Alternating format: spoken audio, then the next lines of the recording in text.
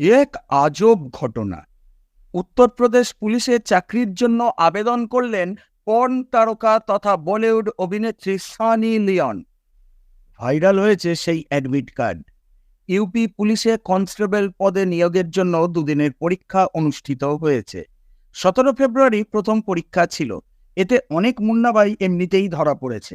এরই মধ্যে কনৌজ জেলার একটি পরীক্ষা কেন্দ্রের এমন একটি অ্যাডমিট কার্ড প্রকাশিত হয়েছে যা কেবল উত্তরপ্রদেশ নয়, গোটা দেশের শিরোনামে উঠে এসেছে। সেই অ্যাডমিট কার্ড আসলে অভিনেত্রী সানি লিওনের নামে ইস্যু করা হয়েছে।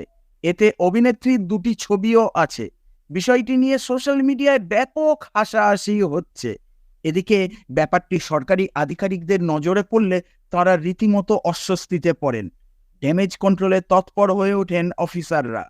উত্তরপ্রদেশ পুলিশের চাকরির পরীক্ষার এই ভাইরাল অ্যাডমিট কার্ড অনুযায়ী সানি লিওনের পরীক্ষার সিট পড়েছিল Shrimati Soneshri memorial girls college, তিরুয়াতে।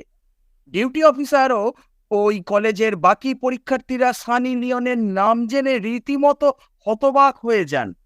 কিছুক্ষণের মধ্যেই সানি লিওনের নামে জারি করা অ্যাডমিট কার্ড সোশ্যাল মিডিয়ায় ভাইরাল হয়ে যায়। এদিকে সেই নিয়ে কি হাসাহাসি, বিষয়টি সরকারি আধিকারিকদেরও নজরে পড়ে। এরপর তারা জানিয়েছেন যে কেউ তাদের অপদস্থ করতে ইচ্ছাকৃতভাবে এই ঘটনা ঘটিয়েছে।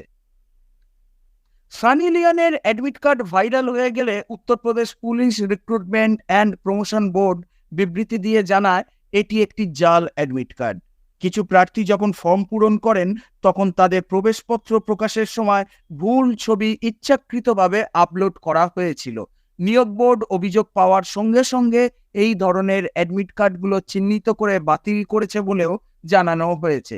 বিভ্রান্তি এড়াতে শেষ পর্যন্ত চাকরি প্রার্থীদের অ্যাডমিট কার্ডের পাশাপাশি নিজের সাম্প্রতিক ছবি এবং আধার কার্ড নিয়ে পরীক্ষা কেন্দ্রে প্রবেশের নির্দেশ দেওয়া হয়।